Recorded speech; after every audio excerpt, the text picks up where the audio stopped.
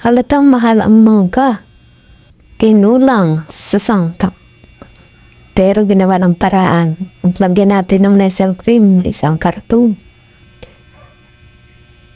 Pero sa lasa, hindi siya kinulang. Basta, makatikim mo, lagyan natin na isang balding gatas.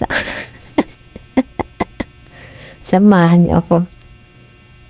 Panoorin ang paggawa ng ginulong na sangkap na Graham. Oh, hinalo-halo. Inikos-mekos na ni Mare. Sige. Hinalo. Isang box na Nestle cream.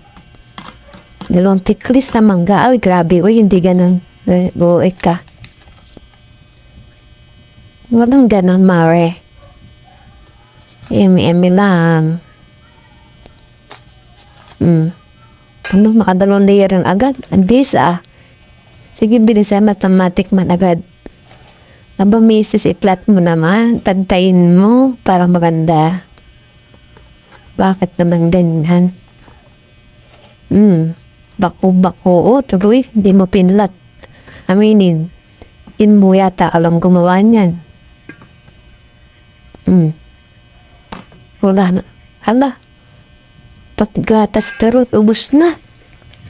Ganang mahiya. Kayo di man yun nasa planggana. Ubos mo na. Gatas ng baka ba yan? Gatas ng kambing. Hala. Daming powder na inilagay. Bakit? May expert na ba yan? Bakit inilahat mo na? Graduin mo, masarap yan ha. Para yung kalsada o bako-bako. Butas-butas. Ayusin mo, charot. Tama na. Wala ng pangkakado o wala ng pangpatong. Sige na, tumapalamig na. Para mahusgahan na ang lasa. Bago naman ni Meses. Sabi, gamot yan. Nilisan mo, nanatikman na. Gamot sa ubo.